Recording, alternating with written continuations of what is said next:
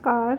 महाभारत में द्रौपदी के पूर्व जन्म की इस अधूरी इच्छा ने अगले जन्म में उन्हें बना दिया 5 पुरुषों की पत्नी। आइए जानते हैं द्रौपदी के पूर्व जन्म की पूरी कहानी। महाभारत में द्रौपदी को 5 पुरुषों की पत्नी होने के लिए कितने ही लोगों से अपमान सहना पड़ा था, जबकि द्रौपदी ने खुद 5 पुरुषों की पत्नी बनना स्वीकार नहीं किया था।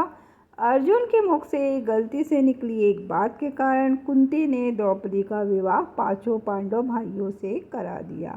इसके बाद भी द्रौपदी ने नियमों पर चलते हुए 5 पतियों के साथ तालमेल और सम्मानपूर्वक संबंध बनाए रखा। ऐसे में अक्सर कई लोगों के मन में सवाल आता है कि आखिर द्रौपदी ने पूर्व जन्म में ऐसी कौन सी गलती की थी जो उन्हें 5 पुरुषों की पत्नी बनना पड़ा।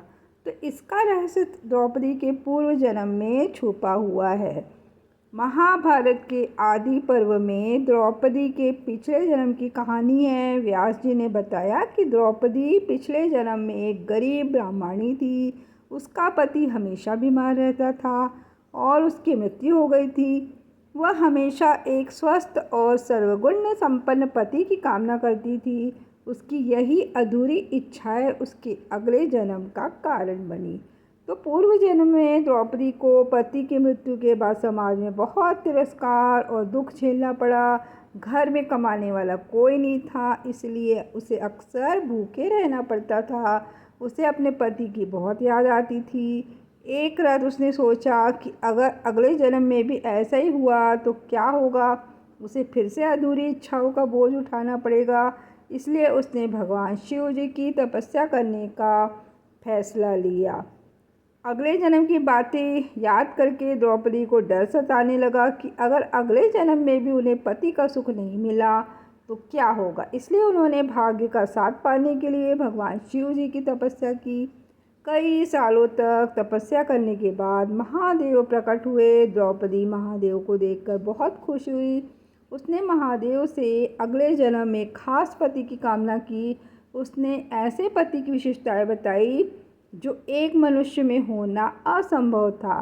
द्रौपदी महादेव से बार बार 5 तरह की विशेषता वाले पति को पाने के लिए हठ करने लगी। उसने 5 बार अपनी बात दोहराई। ऐसे में महादेव ने उसकी प्रार्थना स्वीकार कर ली। अगले जन्म में गरीब विधवा ब्राह्मणी राजा द्रुपद की पुत्री द्रौपदी के रूप में जन्मी। पांचाल नरेश ने अपनी पुत्री के लिए स्वयंवर का आयोजन किया। स्वयंवर की यह शर्त थी कि जो भी राजा या राजकुमार पानी में मछली का प्रतिबिंब देखकर उसकी आँख पर निशाना साधेगा तो द्रौपदी उसे अपना वर चुन लेगी। द्रौपदी के स्वयंवर में दूर दूर से बहुत सारे राजा और राजकुमार आए थे। अर्जुन भी वहाँ उपस्थित थे। अर्जुन ने स्वयंवर की शर्त को पूरा किया। उन्होंने मछली की आँख पर निशाना साधा और प्रतियोगिता जीत ली। स्वयंवर को जीतकर अर्जुन द्रौपदी को लेकर अपने घर पहुँचे, जहाँ कुंती अपने कामों में व्यस्त थी। तो अर्जुन ने उत्साहित होकर अपनी माँ कुंती से कहा, माँ देखिए हम आपके लिए क्या लाए हैं।